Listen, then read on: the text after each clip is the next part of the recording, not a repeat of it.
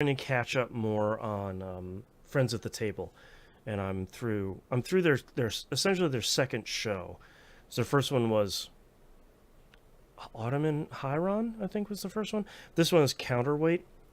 Okay. So it's their big like sci-fi one. Sort of infamous for the beginning of it being really rough because the rule system they were playing was complex. And Is that the like, Starfinder one or what? ooh, I don't remember what game they were Okay. playing. I could look it up here in a minute. Yeah, But I can a look it up little too. ways in, they kind of all agreed to be like, well, we're gonna switch to a different game.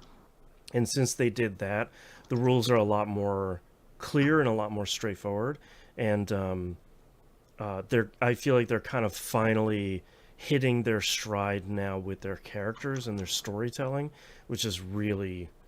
And Austin Walker has gotten to, the longer this season goes on, he's stretching a lot more of his production chops.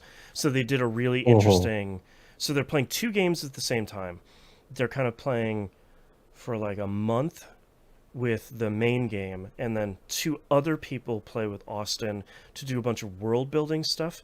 Because essentially finish a storyline, then time passes while they play this other game, and it kind of changes everything in the world. Then they go back to the other game to deal with the fallout of that other game. So it's kind of this interesting pattern to it. But there was an episode where Austin and one of the other guys were playing a game that they had created, like a tabletop game they had created, to get more backstory on the world while you're getting individual storylines for each one of the characters, kind of flip flopping back and forth between the two of those. I was like, damn, from a production standpoint, this is incredibly cool. They're doing some really, and I'm like, Already like 4 pages into the systems that they were using, and I still don't have a direct answer on what they were using. what episode am Yep. I on? I'm on Counterweight Um, episode 32. That was in 2016. Oh, dang, And you're pretty far into it because this says there's 43 episodes for Counterweight. oh, okay, dang, I'm pretty good. Um, Yeah. but yeah, like I I think from a storytelling and a production standpoint, it's interesting to listen to it because there's a bunch of stuff in there. I'd be like, damn, that could be cool stuff I could do for my stuff. Like the taking some inspiration from. This is why you should check out a bunch of stuff that's outside of your wheelhouse to try and get inspiration Wait, from as much are stuff as you you can. are you DMing a oh, game? Hell no. I I was gonna say, I think when you said things I could use, I'm like, dude, you're running a game right now. no from like uh um from like an audio production standpoint. To Um, say, because I'm never too far from dice. that's right. Just right there. No, I honestly, I really don't think I would like it. I think there's too much. no, I can't. So I bet you'll have the same problem I do. I I love telling stories and building worlds as long as I can write them. I Mm, can't do that vocally. I can't do that in. I can't the like read a role book playing to a part of kid it, and put voices in on. right? Like, I just can't do any of that stuff. That's not Right. within my creative wheelhouse. And you I don't have could to write you a DM. fairy tale. Yeah. I mean, the best DMs do, though. No, I'm saying you don't have to DM is what I am saying. I You still, could just be a I still player. I would still struggle with that. Is my problem. All you gotta Like, do is just run the system. You just gotta have a good DM or GM, whatever they're calling them now. Right. oh, You my just gotta character's have one name that is isn't a is prick. Moon. He's a white guy. He's 6 foot tall. He's slightly overweight, and he follows the rules as best he can. Uh-huh. And what's his skill set? It's I a don't secret. know. See, Yeah, see, we already got your backstory. my thing is like I obviously love RPGs and I love the like number finagling and I like the character growing and stuff. But I really don't think I would like, and I know you don't have to do this as part of tabletop stuff, but I don't think I would like the role playing part of it, that even the idea of it makes me feel like I want to crawl out of my own skin. And the like the like back and forth with the other people in your party at the table, like to me that sounds like the part of it I really don't think I would like. See, I'm just letting you guys know that depending on what DM you get, like my favorite guy, my buddy, he will do all the role playing he wants. He does not expect you to do a damn thing. You can role play if you would like, or you Sure. could just tell him, "Hey, I'm going to take a swing," and he's just going to be like, "All right, roll your die." Right. The only thing you have to do is just be like, okay, I'm going, and he's got the spread, like he's got the table with the grid pattern on it. And everyone has their own little figure, and he's got like the little build. So like, he's it's all the basically way like in. Warhammer. Yeah, Right. We've got like our own little figures and the buildings that he's built up on this table and stuff. So like you're actually maneuvering your character through whatever he's got set up and stuff. Right. So it helps a lot with the imagination too. And after a while, especially with us, because we like to drink, after a while, you're just so fucking loosey-goosey that you're just doing voiceover characters and stuff like that just because, yeah, I'm 3 sheets to the wind and this is funny now. And the dumb jokes that we come up with and get hung up on is just the best. Like there was even, I will end with this. There was a thing that my wife had sent me that she had read off of TikTok talking about a group who a cat came up, sat on a chair while they were playing a game and was watching them play. And then their buddy eventually showed up. And that was their buddy's chair. So they got another chair, put the cat in there, and the cat canonically became their 5th druid character. Right. Yeah. And the druid character doesn't talk because they stay in cat form, and they'll put a die in front of the cat, and it'll bat it around every once in a while when they need a roll from it. That's pretty good. Yeah, it's like that's all D&D is. It's just being stupid and having fun. Right, having fun with your friends. I did look for the system on Counterweight. The original system they were using was Tech Noir. They were using a hack of it called Mech Noir. I saw the thing about Mech Noir, and I couldn't find anything more about it. It was really So it sounds like a really cool game if everybody in the party wants to like really, really play a game that's mechanically dense and is like really mechanically complex.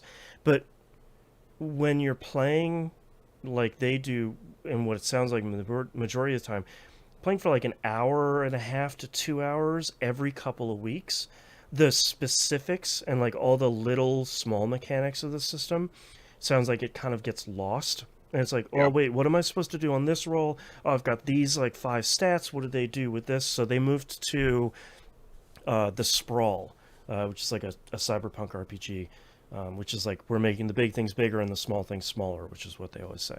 And that's a system that works really well for them because it's a lot of, like, you have these additional stats like cool and style and hacking and stuff like that. But you also have clocks that are being progressed, so kind of like big overreaching clocks where it's like, okay, someone from this faction has noticed you and what you're doing.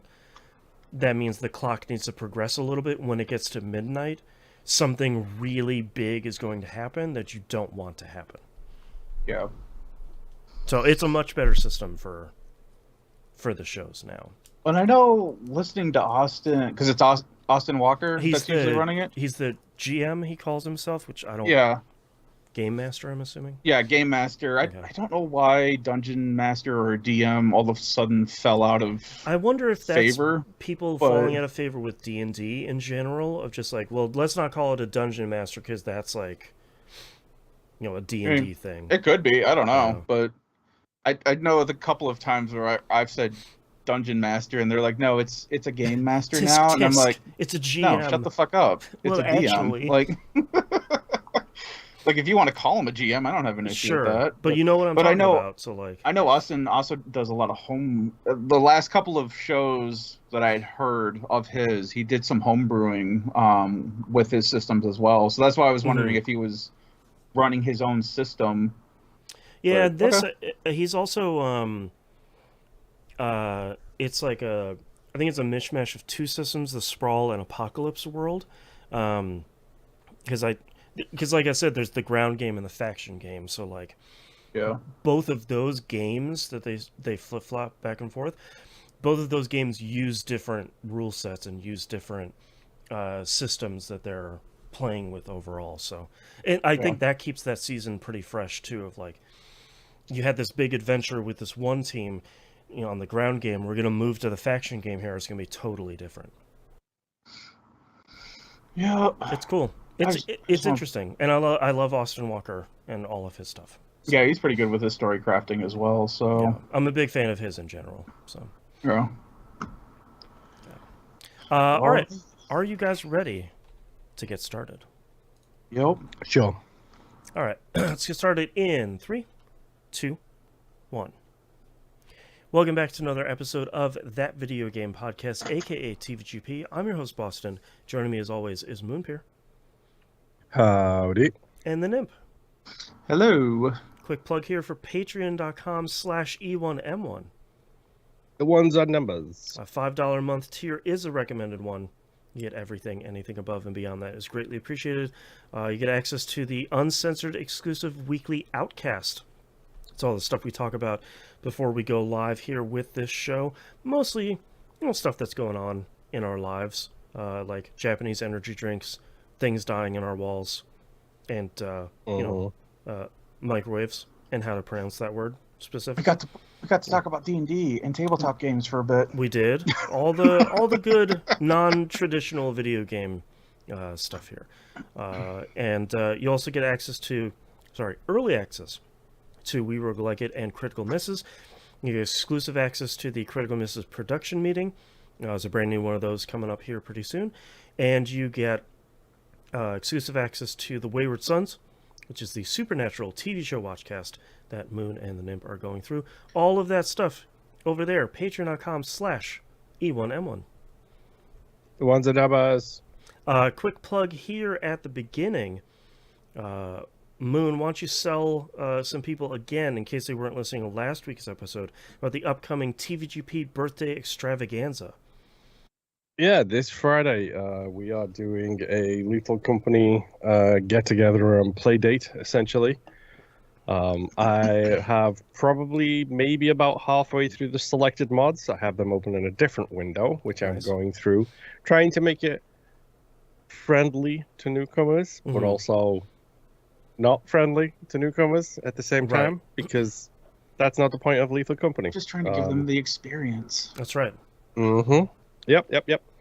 So we're going to get that all together. It's going to be 9 p.m. EST on Friday this week. Yep. The 25th. Yes, this week. I believe. Yes, the 25th. If you don't know how to install mods, I will put a link on how to do that in the LFG Discord channel on our Discord. I will also put the code that you'll need to download all said mods for there. And then just send me a friend request on Steam. It's going to be the easy way to do it. Send me a friend request on Steam. Just put a little note saying who you are, like a friend of the show, listener of the show, whatever it is. Right. Just so I don't think it's random bot number 5572 who's, trying to get me to apply for a job on WhatsApp, which happened to me yesterday. Oh, fun. And look. But yeah. I'm only going to do this once. You ready? Yes. 9 p.m. Eastern Time. 8 p.m. Mountain Time or Central Time, 7 p.m. Mountain Time, 6 p.m. Pacific Time. There you go. Get it together. That's right. All right, so come join us. It's 2 a.m. English time. That's right. By the way. Right. I could have gone outside North America. Let's go through all of them, the hottest time zones. Yeah, so we're trying to get as many people as possible to play it. It does not need a super powerful 4080 to run on it. It's about $10. If you don't own it already, it's cool. There's a bunch of people that are playing it. I played it this past week, if we talk about it in a little bit. I opened Discord to respond to your message to try, basically to get your Discord handle. And I was like, wait, it says he's playing a game. It says he's playing Lethal Company. And it says he's playing it for 57 minutes, and I didn't get a mention? Yeah, what? Things happened very suddenly, yes. Yeah. But anyways, please come join us. See how it is. We're trying to get as many people as we can to complete this chaotic TVGP birthday celebration coming up October 25th, 2024, 9 p.m. 9 p.m. Eastern, 6 p.m. Pacific. Figure it out. Join in. It's fun. We're not tryhards. You'll be fine. No. Yeah. Failure is half of the fun. in a game like Lethal Company.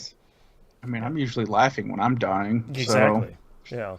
Mhm. You and everybody else who's in the dead person lobby are all cackling at the same time. It's Yeah, cool. I remember the first time we were playing and I got grabbed by a giant, and I think it was Rob that was like, I knew something weird was happening because I heard him laughing hysterically, and then it just cut off. That's Lethal Company. Mhm. All right. Anyways, Moon, what have you been playing this past week? I've only really got 2 games to talk about this week. Okay. We Heart Katamari is the first game, Mm-hmm. which I'm just gonna put on there. If you've never played a Katamari game, maybe you should try it. It's on Game Pass. Give it a shot. It is a really good Katamari game. I am enjoying just jumping in, rolling around.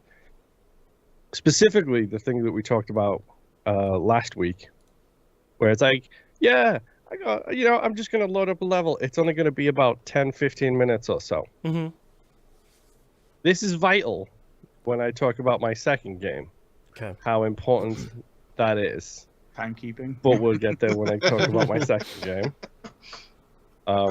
But it's, I don't know. I like jumping in. I like doing the rolly stuff. I don't like the achievements in this game because one of them is to collect every single cousin. And annoying. Ugh. The other one is to collect every single present, by the way. Just even worse. Yeah, and then the classic of classics, the old broken one, get all the other achievements. Great. Perfect. Good. Nice. I concur with Moon. If you haven't played Katamari before, you kind of can't go wrong with either of the first 2 games. Any of the games past that are fine. I liked... What was a PS3 one that eventually came out to other stuff like Beautiful Katamari or something? That one was pretty good. Yeah, beautiful. The 360 era, yeah. Some of like the PSP and Vita ones were not super great. But those first 2 ones are real solid. Mm-hmm. They get the bonkersness right away, and they're challenging when they want to be challenging, but you don't have to do the challenge. Like there's the one to roll up. I just finished a level to roll up 1,000 cranes. Right. I didn't roll up 1,000. I rolled up 800, but I still beat the level. That's the only thing it cares about. But I've got that level in my head because there was a cousin in that level, and I was never big enough to collect that cousin. So I know that's a cousin I need to go back and get at some point. I hope there's some list somewhere where I can just be like, yeah, cool. These are the ones I need. I bet somebody has everything's a really good YouTube guide, because a lot of those are like, okay, when you're between 50 centimeters and 75 centimeters, it will spawn in this area at this time. Like, it seems always really specific. Yeah, and if I want some hot links to that, I can just go to TA, at which point they've probably got the achievement list from the last version of the game. Exactly. And it's like, just go do this one. Yeah. That's all you got to do. Go follow these instructions. Totally. I don't know, it's fun, it's stupid, it's quick, it's easy, and the fact that all the levels are different themed, like on the video right now, Boston is showing one where you have to build a fire. And then, like I said, you got the 1,000 paper cranes, you got the collect all the animal friends level where you only get credit for animals, essentially. And it's just like, yeah, all of this is great. I love my stupid themes, and I love the stupid music, and the stupid levels, and the stupid people. The music. Those theme levels were the ones that I always liked the least. I like that they have... I always appreciated and respected that they put something in there to have more of a challenge other than kind of just roll up everything and get bigger. Up. But that was always my favorite part of the games, was just kind of like, how do I get bigger in this area to roll over something to get to the next area? And that for me was enough of a puzzle. My favorite levels in all of the Katamaris is always the very last level, where it starts you as tiny, and then it ends the scale. It's got like 9 loading screens, and then the scale at the end is like ridiculous. My favorite part about the new version, especially the one on Game Pass, is, do you remember when you were in the mid-level loadings and it would do the hazy screen and then the King of All Cosmos would talk while it was loading? Yeah, he can't talk while it's loading now. You have to skip through his text because it's loaded before he starts talking. Okay. Nice. Like, you don't have any wait time at all except for skipping through his text. That's the only thing you've really got to do. He's got enough text lines elsewhere. Yeah, there's too many lines for him in this game. Stop putting the text over the middle of my screen. And I swear, If one more you have four games on your wish list is on sale, notification comes up Oh my while I'm God. playing a pinball game in the Yep. middle of the screen, I'm gonna scream. I Because don't need that they right program it so the friend stuff goes to the side or the top. Perfect. Fantastic. Mackie is online. Great. That's a top right notification while I'm playing Right. a pinball game. But no, the sales ones, they have to be front and center covering the hole in the middle of the table. Anyway. I like how the PS5 does it, because it will, when you go back to the dashboard or you close the game, it'll say, hey, this stuff happened while you were playing. And it'll pop up a big pop-up that you can expand. That's how it should be. Of like, I'm busy right now, like watching a movie or playing a game or something. Like, leave me alone. The wish list games will be there for at least a couple weeks. I'll be fine. Yeah, and it's not like I don't get email notified every single time one of those goes on sale with a list of them all too. From like the 3 different websites I'm subscribed for with video game deals. Well, even Quite outside of that, literally, it's like whenever I rarely get an achievement on the Xbox, my TV goes off because that's what I'm playing it on. My PC phone goes off. Yes. My PC goes off. Because that's happened before. My wife's been in here. She's like, "What the hell was that noise?" Right. Why am I hearing a noise through the whole house? I haven't managed to disable it for my PC, but I've stopped it on my phone. So like I never play with my PC on anyway unless I'm playing a PC game anyway. But yeah, it's happened to me before. Sorry, there was one time where someone was playing Minecraft on my Xbox, and I was like, I think I was editing Wayward Sons, and every single time I'd like get to an edit point, I just hear like kaplunk. It's like, what? Why am I getting an achievement for editing a show? Leave me alone. It's a life mile marker. That's right. I mean, it definitely is. Editing is both fun and horrible at the same time. Yes. Yeah, I like Will of Katamari. It's dumb, it's fun, it's short, it's exactly what I need. Yep. And the complete opposite vein, I don't think I can potentially... Is there any way of being more opposite to We Heart Katamari than this? I don't think so. It's Space Marine 2? I mean, you'd have to try pretty hard to... Callisto Protocol might be another one. Well, I mean, because you're rolling stuff off to make a big ball, so I guess the only other thing you have is the original Red Faction where you're trying to blow everything into oblivion. Oh, there you go. I mean, it doesn't really get that much more opposite than this. And I'm just gonna start with my big sticking point this week. We lost track of time. We didn't lose track of time. We did not. Because boy, did we feel it. So I started playing. We played this myself, a friend of the show, Rob, and Nimp played this on Friday. Yeah, Friday night. Okay, we played this on Friday night. Number one, if you're playing this game and you haven't beaten it yet, when those side mission things pop up, do them. Just do them. Just do the side missions. It recommends when they pop up to do them, because the main campaign is like 7 missions long if you don't do the side missions. So just do the side missions. The reason I say this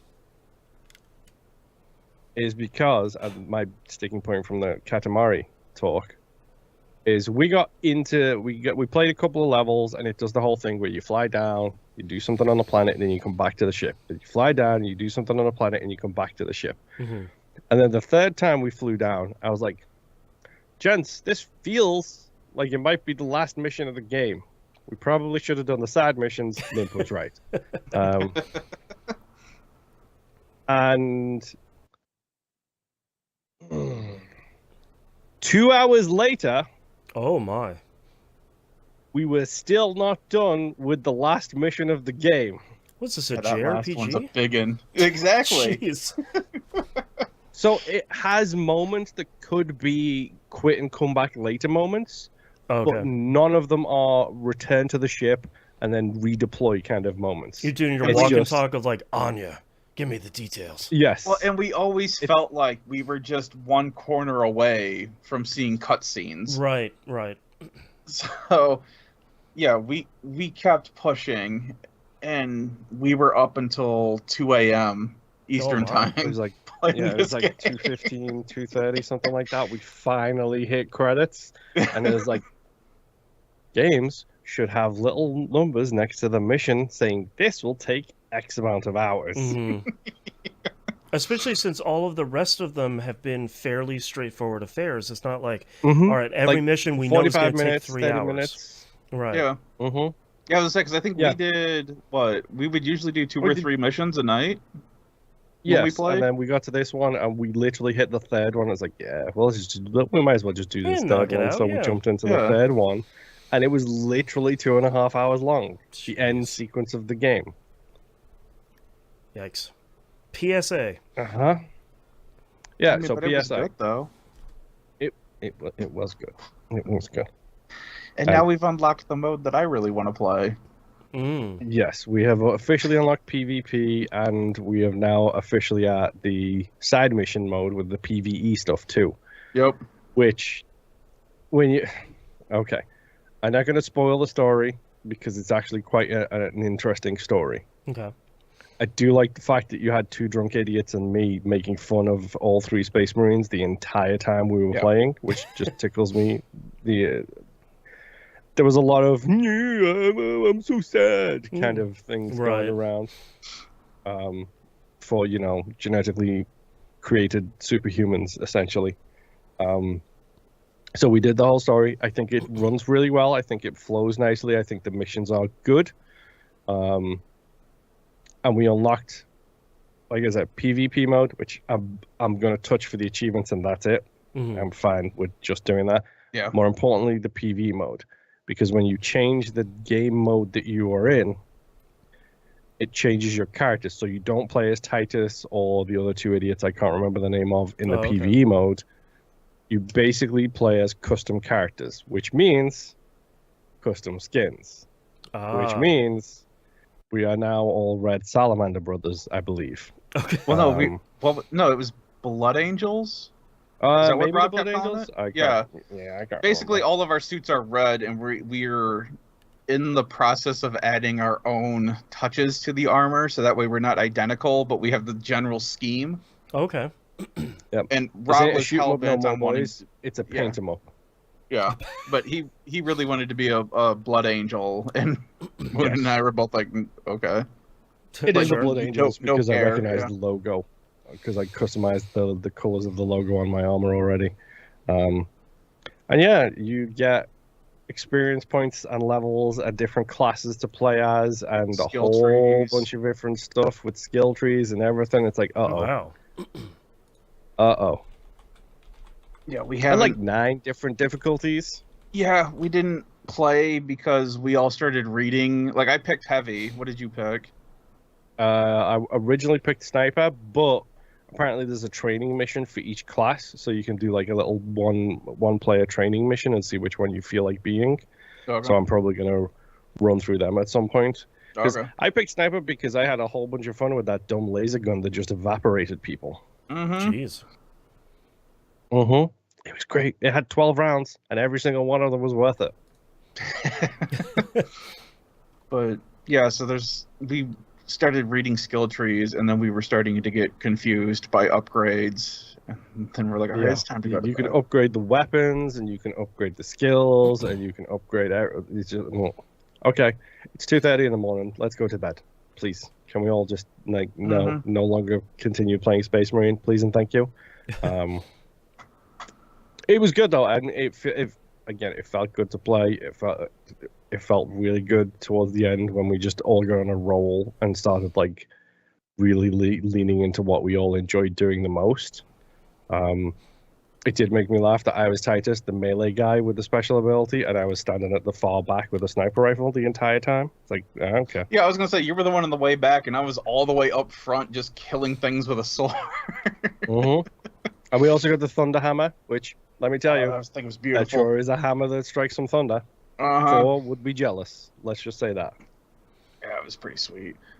But we did also notice too with the other squad that they seem to do more than our squad does. Oh yes, like as you're going through the story, basically you send off these other disparate squads to do the side missions, essentially, which is the stuff you can do in the PvE mode. Is you do those side missions every single time.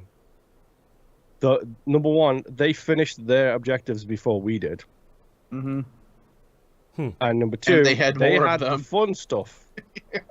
They had the harder thing to do as well. And it's just like, really? We're Space Marine Alpha, Beta, and Gamma here, and these Muppets over here get to go kill the hive mind? Like, sure, I guess. Like, oh. Which I was super confused on that mission too, because I thought we were supposed to be killing the hive mind, and they were supposed to be doing the tracer stuff. Yeah. And So like, then it was super confusing, where it's like, all right, we locked on the tracer, and I'm like, wait, I thought they were supposed to do that. Nope.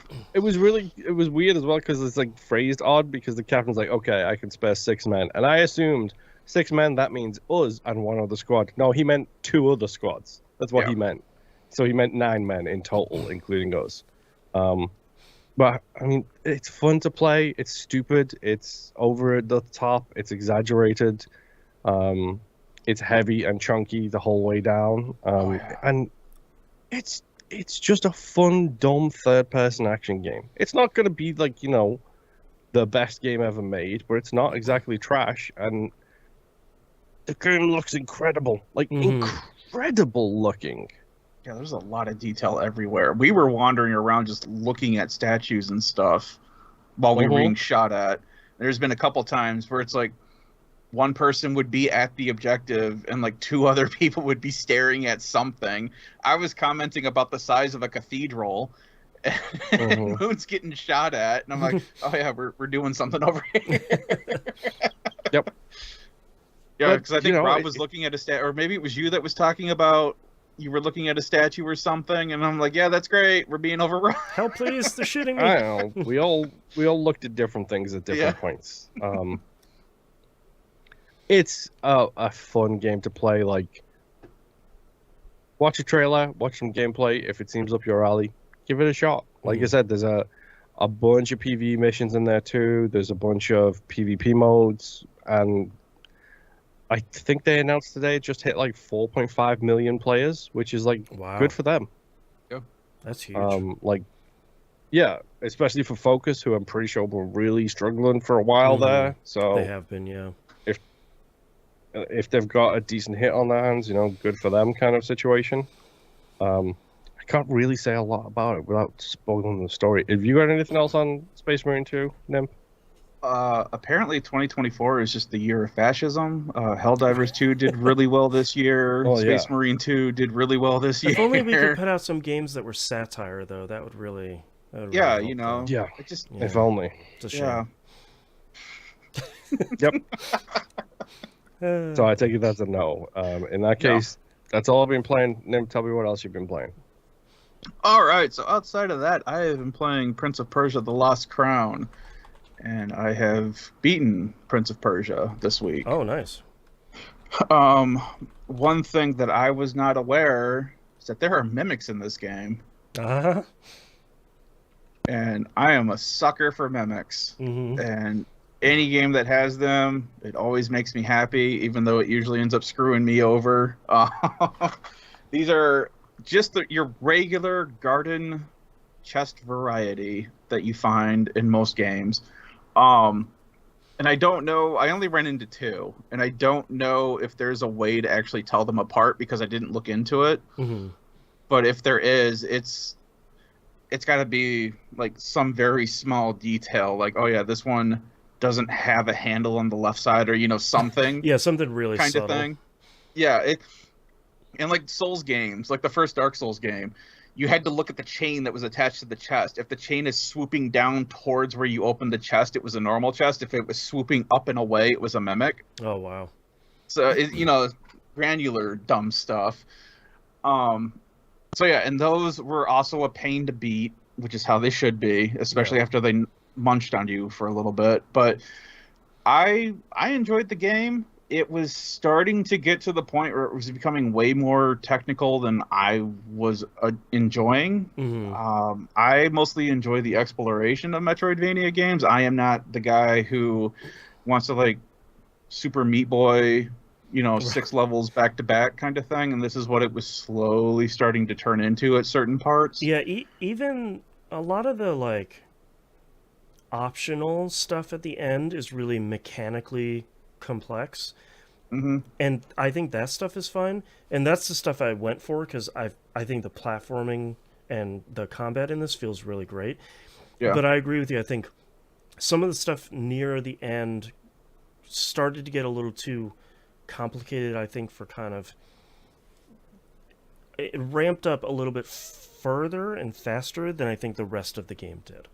And some of the rewards that I was getting for completing those sections was like, here's a costume. I'm Right, like, and it's like, no. oh, yeah. I'm glad I For- didn't have to pay for those as DLC, but like, I just Yeah. did something that took me like half an hour of pure platforming.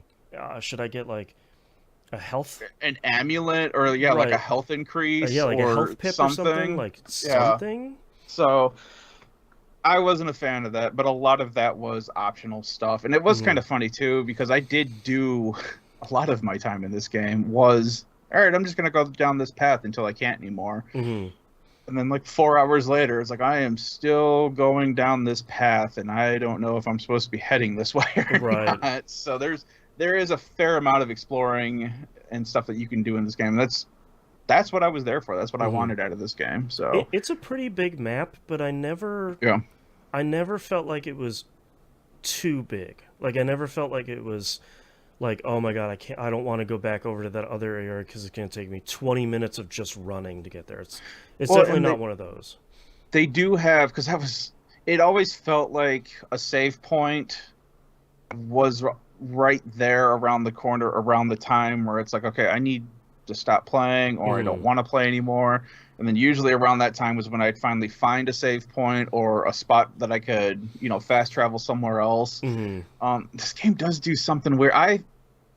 I kind of thought it was weird that they had a separate fast travel station and a save point station kind of thing. Well, and then you get far enough in the game where, oh yeah, your save point just turns into a fast travel. They actually just patched that in because that was one of the confusions originally. Because it's like you save at the trees and you fast travel at a totally different spot.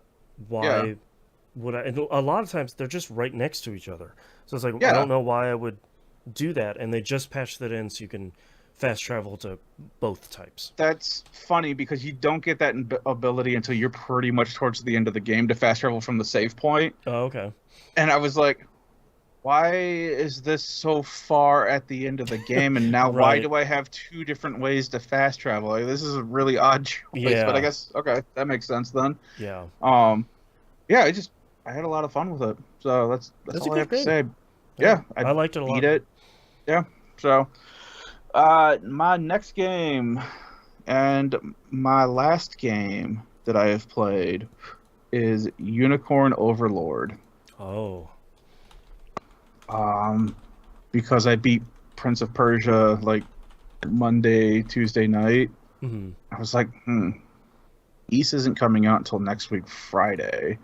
It's a week and a half that I have to play another game, and I am not going to start Metaphor, and I'm not going to start Baldur's Gate. So I was like, Unicorn Overlord, that's about a 50-ish hour game. I might be able to knock that out. Just squeeze that guy in there, yeah. Got 32 hours into this game this week. Dang, all right. Yeah, I really put the hurt on this thing. Okay. You played a little bit of it, yeah? I played a couple of hours in the beginning, yeah. Okay. The whole backstory of this is a tactics game, and as most tactics fantasy medieval games go, your family was ruling a kingdom. They've been, deposed from the throne, and you were shoved away in a corner to hide until you came of age, and you can come back and reclaim your throne. Right. That is what this story is. When you finally get back, you basically just get a map, and they're like, yeah, you can walk around. And it's like these little chibi characters, pretty close to looking like Final Fantasy Tactics, but you just walk around the map with it. And you just pick a location, and then you do a battle, and then you open up more of the map, and you unlock villages, and you do little delivery services for them so that you can put people there to get resources, to continue to unlock villages, and that's kind of the role for the game. Yep.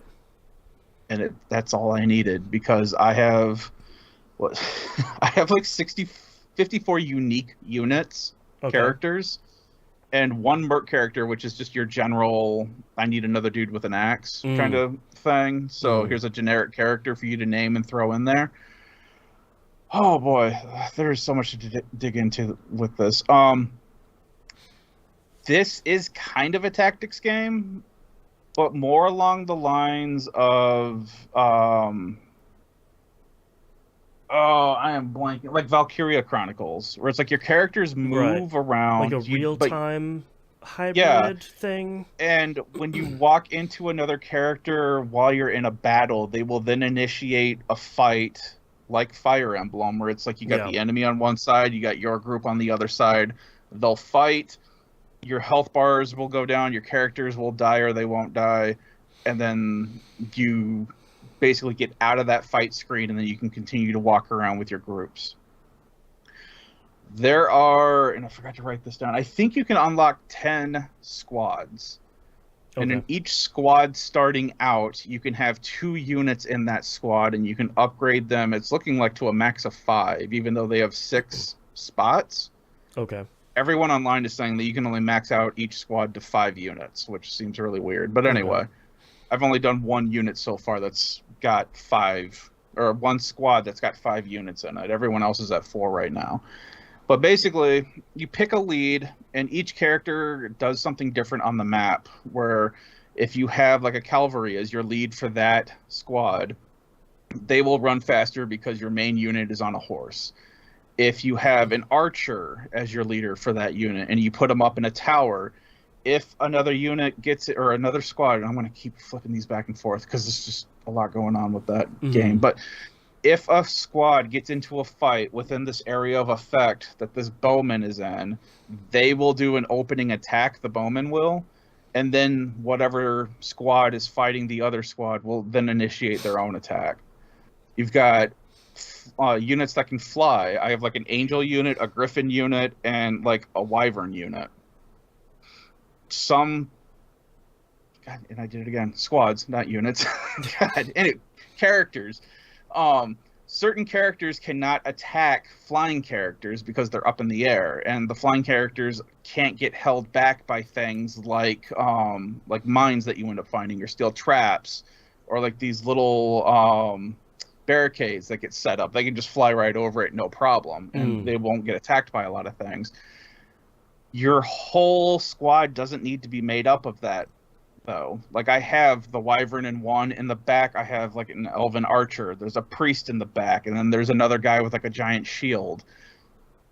It's weird. You can do like 50 different combinations with each of these things, and they can be strong and weak to like different other things that you're attacking. So you just kind of have to pay attention to what you're doing. But there are so many systems going on that, like, there's kind of like a faux gambit system in here that I'm messing with. And I've just been sitting here tweaking it this entire time, and I've gotten some really good results out of using them. There is not an auto mode. Well, let me step this back, because I don't consider this an auto mode, but you tell your characters where to go on the battle map. When they touch another enemy character to fight, they will just fight it out, and you can't just hit start and it'll just do it, and you don't have to watch the whole thing play out. Yeah. So you're not giving actual commands to each individual character, but you're kind of doing it with the gambit system. So it's like the way you've got everything positioned inside of that squad, and the way you have the gambit system set up and the equipment for each individual character, you have them set up to perform a certain way under certain conditions. It works great for me, because I think it would be a huge hassle, especially now where I've got like 10 squads out on the field. Right. Every time one of them hits something and I have to give a command to like 4 people within each of those squads, there's like 40 characters right there. That's one of the big things I liked about this game, is like when 2 units clash together, 2 squads clash together, they kind of just do the things that their character classes do automatically. And it's not like, oh, this guy does this and that guy does that. And it's like, I liked that they just kind of fight based on their equipment and their character class, and they just go ahead and go do that. I also really liked when they fight and you get that little display at the bottom of the screen of like, here's how much attack and like damage they're going to do. Yep. You just hit whatever button it is to just say, just go ahead and do that. Don't show me the units fighting. Just basically run the numbers and give me the result. And that helped a lot too.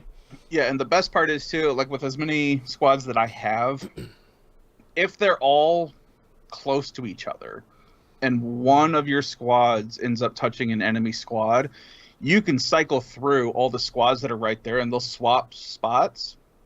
So you can see if if the one that touched it, if they're like only going to bring them down by 8 HP, but your squad is going to get wiped out fighting these things, you can cycle through the rest of the squads that are right there and see if there's one that's set up better to attack that group. Oh, nice. Okay. And I do that a lot, where it's like, yeah, I don't even see them fight anymore. It's like as soon as they touch, I make sure, okay, attacking this, like I had one earlier, my Angel squad attacking this group of foot soldiers, that squad's going to do 600 damage to that foot soldier enemy group, and my Angel squad is going to heal itself for 6 HP. So, yeah, go ahead and wipe them out. Hit the start button. It just happens. You see the experience get divvied away, and you just continue on. Right. So it's a lot of fun, and it's really addicting because a lot of the missions are fairly short. I think the longest one I had was like a 15 to 20 minute mission. Yeah, they're usually like 5 minutes. They move pretty quick. But it's usually... The reason why it was so long was because it was me screwing around, turtling up in like RTS mode, where it's like, okay, well, I'm getting all 10 of my units out, so I'm going to get all of my Valor points out so I can call out all of my units and then just watch them swarm onto this one point and just wipe everything out. And it is the most satisfying thing ever. So I am having a ton of fun with this game. It's a very cool game. Yeah, so far I've cleared out... Cornea is the main place that you start out at. I've cleared out all of that map except for this one section, which is the capital, and it seems like that's going to be where the final boss is at. Because I can't get into it, and there's people guarding sections of that, and every time you get close to them, it's like your character's like, oh, we're not strong enough to try this. It's like, okay, whatever. Right. I've cleared out Drakenhold, Elheim, and I'm like halfway through the map for Bastorius, which is like the northern frozen region with beast people in it. So now I have like a bunch of new units that I just got introduced to, which are really cool. Oh, cool. And there's only one section that I have left called Albion that I haven't been to yet. So I'm getting hopefully pretty close to the end, but it's just been a lot of fun screwing around with these units and just seeing what happens. Yeah. So that is it. I am not going to sit here and try to break down my Excel sheet of ideas and things that I've been throwing together for units. And there's a demo out there. I believe the demo is still out. I really recommend people checking it out. If you like anything that's kind of like a tactical RPG or real-time strategy or things like that, it's a really good demo that is pretty long. I think it's pretty indicative of what the game itself is. It's such a fun game. If you like anything like that, just check it out. Any Fire Emblem or Disgaea or any other kind of tactical game. It's been a fun time. Yeah. The only one last thing I have to bring up is my son did beat MGS3 this week. Nice. And he beat the end the correct way, which is the normal way. And he wanted to go back and do it the weird way, where you set your timer on your console, right? Or you wait later like 2 weeks or whatever. Yeah. And he's like, I've already gone through. It's fine. I don't need to mess with this. Okay. But he did do a passive run, except for when he was fighting Pain. Sure. Because I don't remember that boss fight very well off the top of my head, besides the bees and being in the water or whatever. But I guess he was having enough time trying to be passive with them that he just flat out killed them. That's a hard fight. Pain is a nightmare. Yeah, that's a hard fight to trank him on. It's been a minute, but because I was asking him too, it's like, well, how many soldiers did you have when you walked the river? And he's like, I only had like one boss there. I'm like, did you go passive? And he's like, yeah. And I'm like, oh man, dang. Okay. Because as a kid, like, that was my first experience to bullet hell. It's like 400 enemies. Oh my god. So, So yeah, he's enjoying it. I don't know what he's gonna Nice. do now, but yeah. But yeah, that's all that's been happening. I have a couple quick ones here. Balatro finally happened. I got the last of the annoying trophies out of the way. I thinned my deck smaller than 20 cards. I actually, Nice. by the time I won that run, I got it down to 17 cards from a start of 40 cards. I actually pretty much had the perfect run to do that in. I got the trading card Joker, which what the first hand that you discard, it just deletes that card from your deck and gives you, I think it's $3. And I basically got the Arcana card, Hanged Man, that lets you destroy 2 cards, and I just copied that card as much as I could in my run. And I actually had to pick up, I don't remember which voucher it is, but it's the one where it rewinds your run by 1 ante. And I picked that up because I needed just a little bit more time to destroy some more cards. So I got it in, I think it was ante 8, and the big blind, I think it was. So I was like right there at the end. I don't think it would have made it through to ante 9. So I did it. I'm doing it. Yay. I have a really solid. I didn't realize that. I was looking at the. So one of the trophies, I think I talked about this last week. You got to beat all the challenges. I didn't realize I had beat a lot of the really annoying challenges before, like the fragile one, where your whole deck is glass cards, and the way that the jokers are set up, every time you play a glass card, it will break. So like you're eventually just gonna run out of cards unless you beat the game, beat that run fast enough. I already finished that. I don't know when, I don't know how, but I'm super glad that I did. So I was looking at a lot of the challenges. A lot of the ones I have left aren't really that bad. I just have to bang my head on against them long enough to kind of figure out the play you need to do of like, oh, this one I only have 2 hands available, so I'm sort of going to prioritize these things, deprioritize these things, stuff like that. I actually haven't beat any decks on Gold Stake, the highest difficulty. So I have a run in progress right now that has a pretty good chance of doing that. So we'll see if I can do that. But I don't know. Are you doing this on mobile or PlayStation still? PlayStation. I play on mobile every once in a while, but I've been reading a lot more. You know, check the Outcast for details. I've been reading a lot more instead of social media doom scrolling. So it's either reading or Balatro on my phone, one or the other. Next up, Destiny 2. I finished. So I'm now completely done with all of the stuff in Act 1. We talked, I think it was last week, about the, or 2 weeks ago, about the story being really short. As soon as you did that, you opened up a series of quests called Fieldworks with Ido, who's one of the vendors for this episode. It's basically you start discovering more tonics, which is that weapon and armor focusing thing I talked about a little while ago. You discover more of those. As you discover new tonics, she starts giving you more and more things to do. This whole system is kind of a bummer. And I'm the guy that is usually very positive about Destiny in general, because I feel like if you're still playing Destiny 2 at this point, you're either still enjoying it or you're addicted. I feel like there's kind of no middle ground. The first level of fieldworks they have you do are minor fieldworks. They're really just kind of glorified patrols. It's really like, go to this location and pick up a thing in this area, and then do 15 finishers on enemies, or do 3 public events, or do stuff like that. Largely the like kind of busy work ones. I was originally kind of excited to open up the middle tier of fieldworks. I think they call them major fieldworks. And it's like, oh, well, go to the EDZ and interact with this thing and go do a mission for me. But turns out the mission is just kill 15 enemies in under 2 minutes. And then the mission's over. So it's like literally 10, 15 seconds. And then you're done with that mission. So that was a pretty big bummer. But all of that was kind of...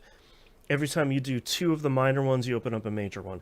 When you do all 5 major ones, you open up it's like a key fieldwork or something. It's kind of the big mission you were working to at the end. I was like, well, that one definitely has to be something cool, right?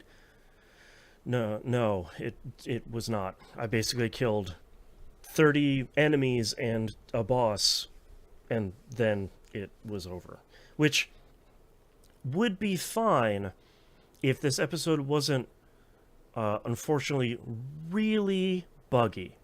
And one of the biggest bugs that's affecting the game right now is when you finish one of those fieldworks, it has a timer that's like 180 seconds. And usually when that happens, they want you to find something in the environment, or there's a puzzle to do, or somebody, or a couple of people are talking to you and giving you like a lore dump. Those voiceover lore dump things don't play. So Cool. I just do all of this stuff for silence. And because of how Destiny is, I can't go play those again. I might be able to play it on a different character, but like I don't have enough time to play it on one character right now anyways. Nevertheless, 2 or 3 characters. So that was kind of like a real anticlimactic bummer of like, all right, I did all these missions that are kind of weak overall. And like, I like the new Onslaught Salvation. I think that mode is pretty fun.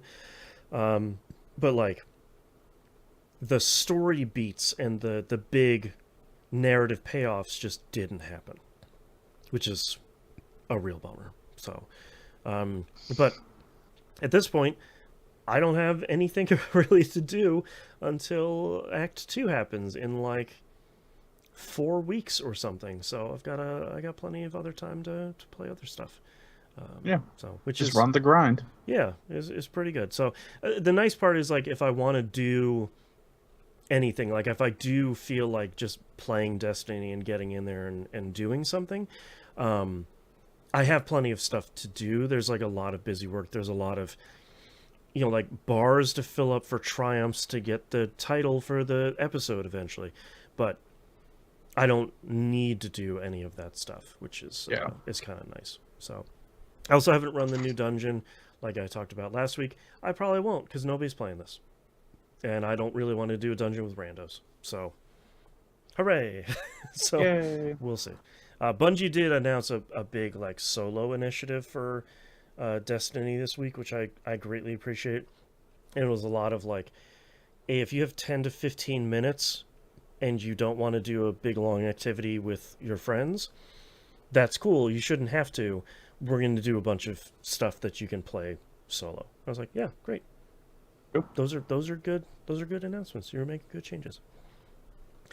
Last game here, though, I had no time to play stuff this week. But I did pick up the full version of Metaphor ReFantazio. Big shout out to PlayStation Stars for having $30. Nip has it there physically.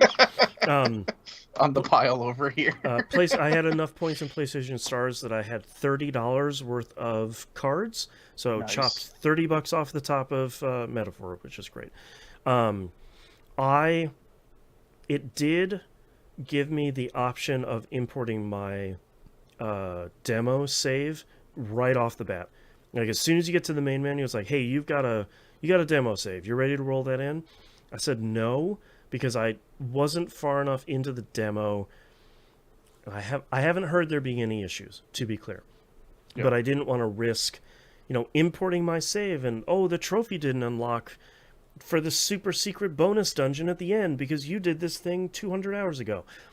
I was just like, I will just start the game from the beginning, just skip all of these cutscenes and all this stuff because I played it like last week or 2 weeks ago, get back to the point where I was at pretty quickly. So I it spent like 15 minutes going through, and I got to the point where I'm about to start that tutorial dungeon where you fight the human at the top of it, and you like do your big persona like heart-ripping thing. I'm at the beginning of that, so catching up here pretty quickly. But Nice. so not a lot to say there yet. I'm really excited to dive headfirst into this. I feel like I'm at the point where I think Nimp, like you are, where I could really sink my teeth into a bigger RPG like this. Yeah. You know, in the year of our JRPGs, 2024, I feel like I've detoxed from whatever the last one I played was. Maybe that was Like a Dragon. I haven't detoxed. I just have a problem. Yeah.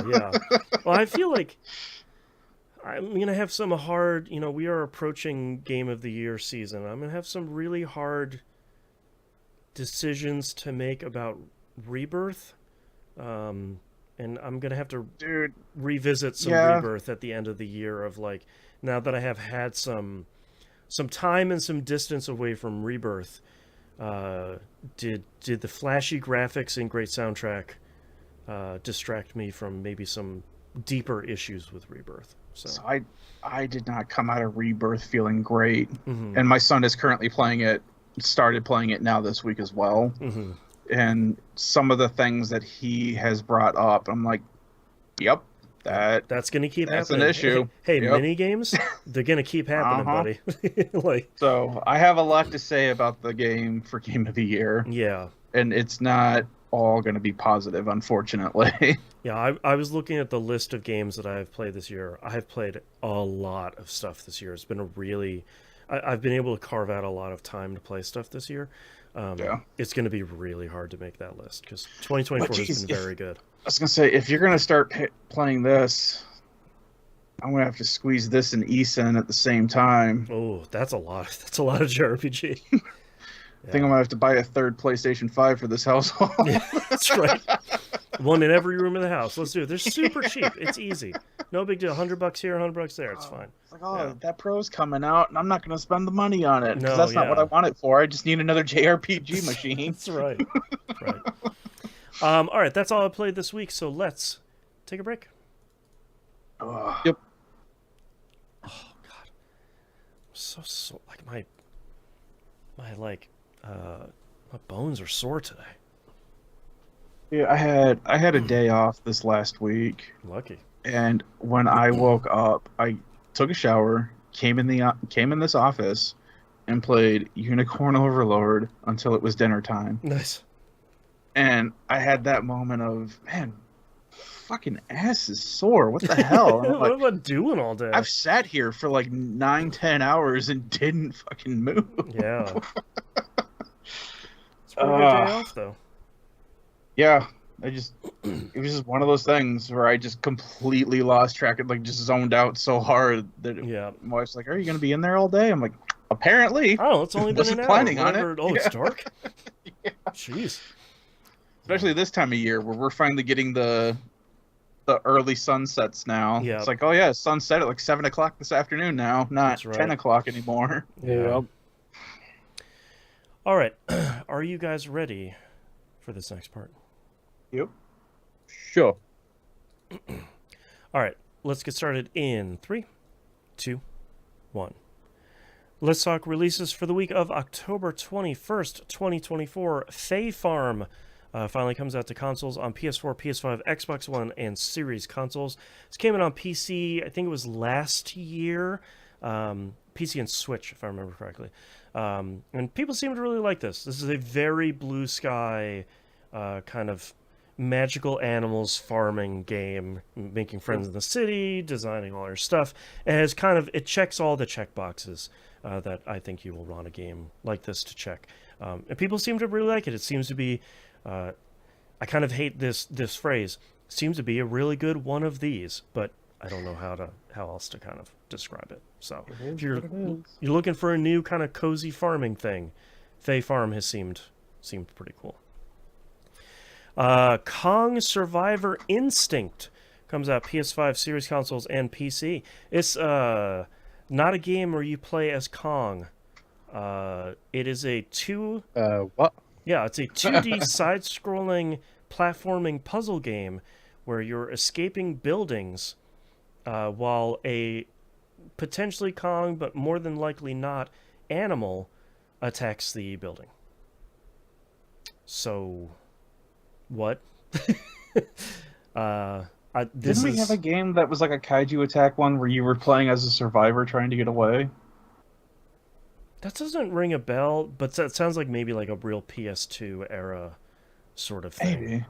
This is really odd. Like it could be really cool, but we don't get a lot of these types of things. But certainly not the type of game that I would think of when I hear a Kong video game is going to be made. So I'm very curious if this will be as meme-filled as the last Kong game. yeah, I don't know, man. That one was rough. Next up, Potionomics Masterwork Edition comes out on PS5, Series consoles, and Switch. This came out on a bunch of platforms, or maybe just PC last year, I think it was. This is a kind of making potion and selling them in your shop, and also falling in love with witches and wizards sort of game that people really, really liked. I wanted to play this, but it hasn't come out to consoles yet, and I'm kind of happy it is now. They say that there's now there are voiceovers, because it's kind of like an expanded, updated edition. Voiceovers, Yeah. endless mode, cozy, and capitalism difficulty levels, and additional languages. So kind of neat to see that they have continued to work on and expand this game over time. So people seem to like this. I'll have to put this on my giant list of games I don't have time for right now, but still need to check out. Potionomics. I like running a store. That's cool. That's More of why I those. love the Atelier games. Yeah. I never played Racketeer. I should probably do that. Yeah. That's a cool game. Yeah. Oh, dude, Racketeer. Yeah. See? Someone's reinstalling it right now that I mention it. Wildermyth is coming out on PS4, PS5, Xbox One, Series consoles, and Switch. This came out on PC about 3 years ago. People seem to really, really like this game. So it's a turn-based tactics RPG, but you're generating your characters, and you're kind of crafting your own story around the characters that you're generating. You're watching the trailer, you can do some kind of light decision making as you're going through the characters. It has this really charming pop-up book style, like they just defeated an enemy and it kind of just flopped back onto the page. It looks really, really, really cool. People have been talking about this ever since it came out on PC a couple of years ago, and people seem to really, really, really like it. So I got to check this out at some point, because I think that seems all the way up my alley. Next up is Wilmot Works It Out. Comes out on PC and OS X. This is a, I guess, sequel to Wilmot's Warehouse, but instead of running a warehouse this time, it's a puzzle building game about completing images and using them to decorate the walls of your house. I'm wondering if they're taking it from the kind of stressful experience that Wilmot's Warehouse was, and turning this into a kind of slower paced puzzle solving picture building sort of thing, which I think it sounds kind of cool. Watching the trailer, it's like, all right, you could kind of dump all these tiles on you, and you use those tiles to make a bunch of different pictures in this area. That seems pretty cool. I'm always on the lookout for kind of cozy, relaxing games here, and that seems pretty cool. I like a puzzle game like that. So that's Wilmot Works It Out. Next game here, Flint Treasure of Oblivion, comes out PS5, Series consoles, and PC. It's like a isometric turn-based CRPG.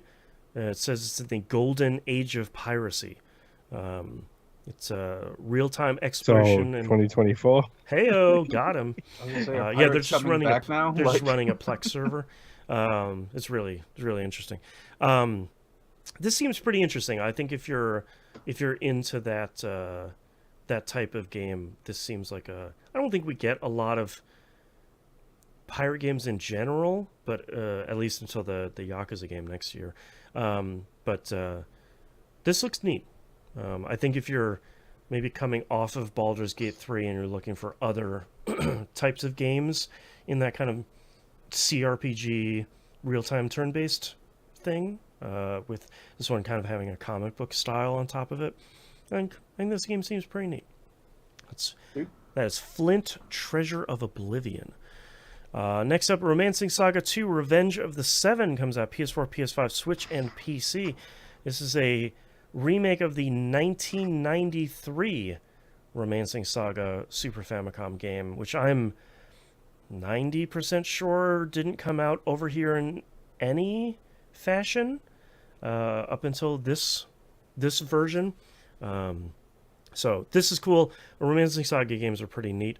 I don't think I've ever, I don't know about you, Nimp, I don't think I've ever played Romancing Saga 2, because it so far hasn't been... I don't think I have either, but I don't remember what one it was that I did play as a kid. Right. I feel like I probably played 3, because I think that was a really big fan translation milestone. Someone saying like, hey, we translated like the biggest Squaresoft RPG on the Super NES, but I don't think I checked out this game. These games were, I was going to say they were pretty impenetrable when I was younger. The Saga games are impenetrable in general. I say that with love, but I don't know if I would have gotten through it back then. So, yeah, it wasn't until recently that people even started hearing about the Saga games. Right. So it was really just sickos like me where it's like, hey, these games are real good. Yeah, they're impossibly hard, and you know, they might be trying to trick you, but I swear, I promise they're really good. I swear. So that's cool. Also nice to see Square Enix doing literally anything with their old games. I feel like you should probably continue to do that with more of them. Maybe put them in a collection, something like that. Just tossing that out there. Maybe make it for sale in general, not just make it physical, but you know. Or maybe outsource it to another place so that they can rework it. Buy your own Nixes and have them just do all the remakes and remasters. You don't even have to buy it. Just give it to Gun-Ho or somebody. You know, just let them run it. Yeah. .emu, somebody. Yeah. Oh, .emu, that'd be great. Yeah. Next game here, Void Rot, comes out on Switch and PC. They say it's a 2D action platformer set in a hand-drawn world of cosmic horrors. This looks like a pretty cool kind of fast-paced 2D platforming. I'm assuming it has some Metroidvania stuff in here, but it seems like it's a kind of boss battles focused kind of action platformer. So looks neat. Graphically has a really cool style. Looks really neat. So that is Void Rot. Next up here, we have Yakuza Kiwami coming out on the Switch. Again, still really not sure why they didn't put Yakuza 0 out first, because that's kind of the best place to start. Yakuza Kiwami is a remake of the first one, so that's a really good place to start too. If you have a way to play 0 first, you really should. It's really, really good. And I think it serves as kind of a better intro to Majima and Kiryu than Kiwami does, especially at the very least for Majima's incredible character introduction in that game, one of the best intros to a character in video games overall. But normally I'd be concerned about performance of games on Switches, especially kind of semi-open world games, but this wasn't really making the PS4 sweat in the first place, so I'm going to assume it's going to be okay on the Switch. So, especially as like a light remaster of a PS2 game. So, it's cool. This game's cool. You hope. Yeah, I'm hoping. If it doesn't run well, I don't know what Sega's doing at that point. So, but that game's cool. Next up, Atari 50, the Anniversary Celebration Expanded Edition. Comes out PS4, PS5, Xbox One, Series Consoles, Switch, and PC. So this is available as a 2-pack DLCs for the base game. And it looks like this complete pack is now also available digitally and physically. The big thing here is they've added two new, what do they call them? Two new timelines into the game, and those make up 39 brand new games on this. So I think this has like 119 games, something. Oh, sorry, it says over 140 games now. And the two timelines, the first one is the wider world of Atari, so kind of focusing not just on the games from the foundation of Atari, but kind of how Atari influenced and affected the market. And then the other one is the first console war, so it's the Atari versus the Intellivision market in that story. So it's cool. I would have not expected the Atari 50 to get anything additional above and beyond the base game, because I'm not entirely sure that would be an expectation. I thought it'd be like, yeah, here's the package and we're kind of done. Like, we did the thing. Here we go. So it's neat to see that they're continuing to expand it here. So that's cool. I gotta play that someday. Atari 50 seems really neat. People seem to really like it too. Call of Duty Black Ops 6 comes out. PS4, PS5, Xbox One, Series consoles, and PC. Game Pass day and date. I don't know which tier. I don't really care. You probably know. The top one. Yeah, probably the top one, knowing how marketing and the world goes. We're not really big Call of Duty guys. You're not coming to this show to hear about the coolest new Warzone patches and changes, etc. I think you know what you're getting into with this game. Going into it, it's going to be your big kind of like a sports game. Yeah. Maybe they'll put in a new system. Maybe they won't. It's just like the big popcorn release of the year. You know, like it's if you enjoy, like I never hate anybody that's going to play more video games. So if this is the big video game you're waiting for this year, then it's almost here, and you might already own it as part of Game Pass. Who knows? Yeah. Next game here, Sonic Cross Shadow Generations comes out. PS4, PS5, Xbox One, Series consoles, Switch, and PC. This is really weird.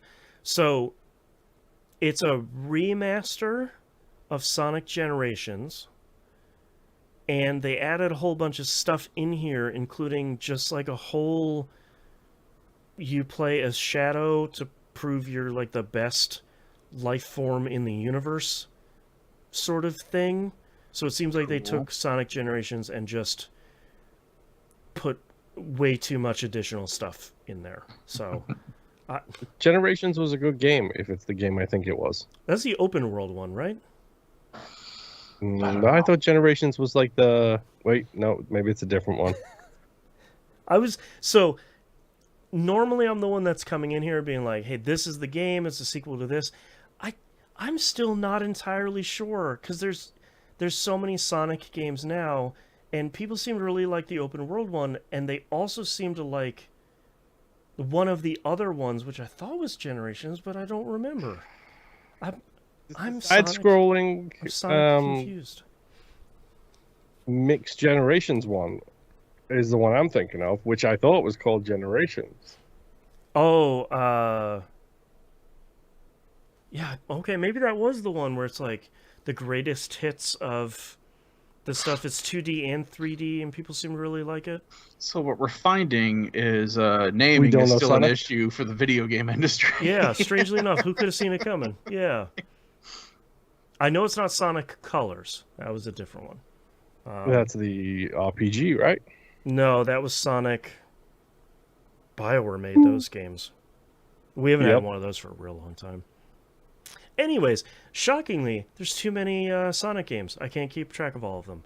So, for all you Sonic heads out there, enjoy. Let us know if this is the good one or not. Right. I guess it was Generations. Was Generations is the one with old school Sonic and new school Sonic. Oh, okay, perfect. Okay, and now you can play as Shadow, and it's remastered. For somehow. I don't know. Anyways, it seems cool.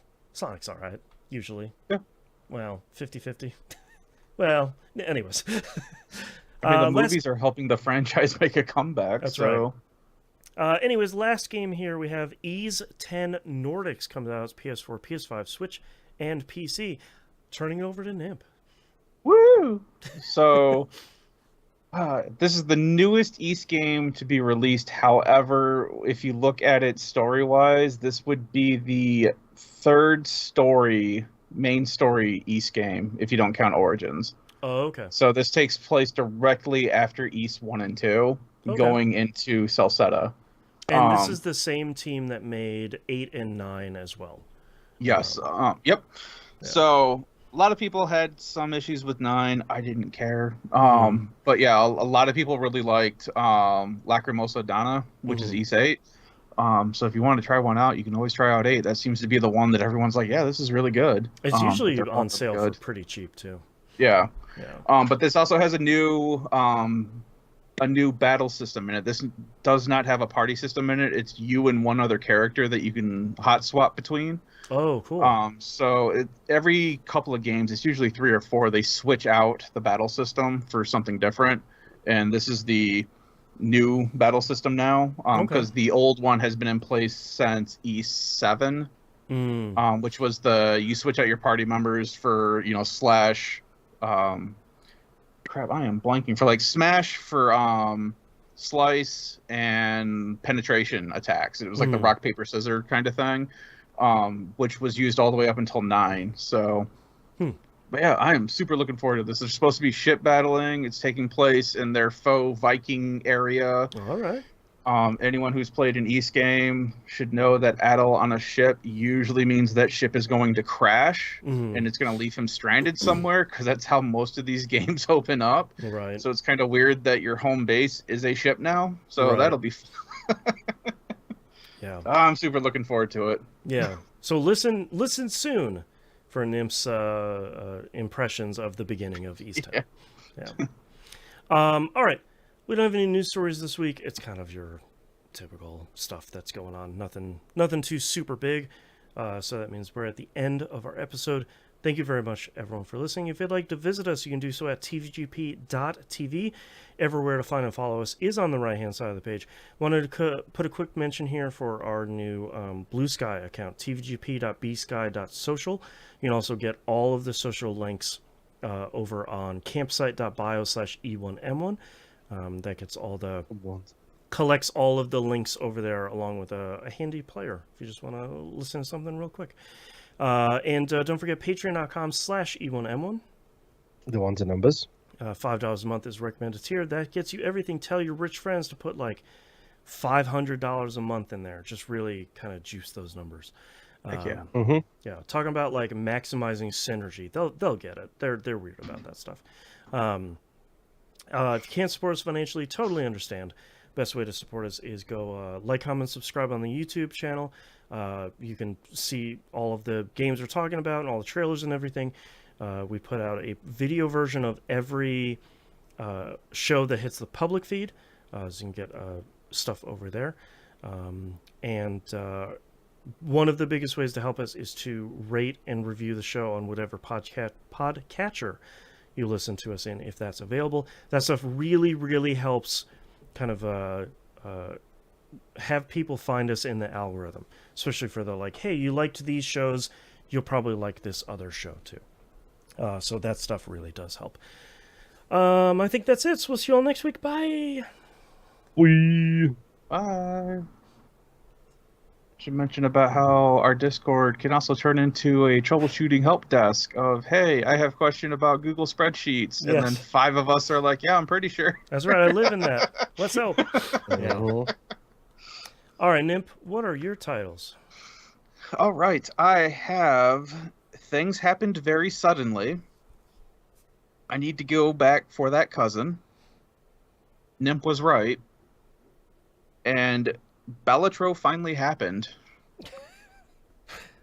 All right, Moon, what do you have? I'm a Scream, the complete opposite, Nimp Was Right, Paint 'em Up, and Thor Would Be Jealous. I guess I have to write down Nimp Was Right. I have 2 hours later. I'm a sucker for mimics, which is the one I really like. I'm Sonic confused. Balatro finally happened, and Nimp was right. Well, the Sonic Confused one is pretty funny too. Mm. Also, like, I'm a sucker for mimics. There's something about that of like, oh, is like chomping on your leg, and it's like, ah, you rascal, you got me again. Look at you. I can go with mimics. I don't have a particular draw to any of them really, besides Sonic Confusion, Sonic Confused. What are you feeling, Moon? Honestly, any is good. If we want to go with mimics, we can do mimics. All right. Okay. Circling, I'm a sucker for mimics.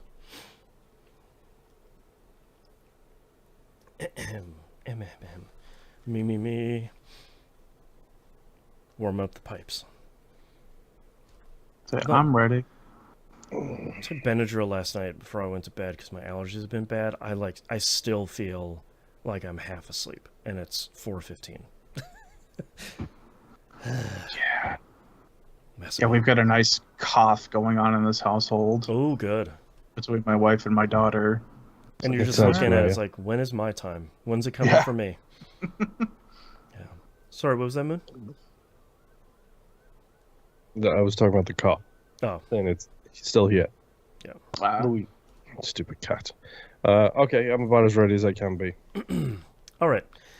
Starting in 3, 2, 1. This is That Video Game Podcast, episode 887 for October 21st, 2024. I'm a sucker for mimes. Nope. I love them.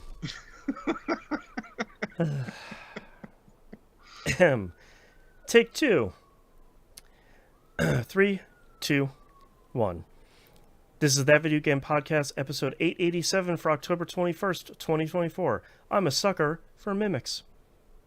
The chests, not the black and white stripes.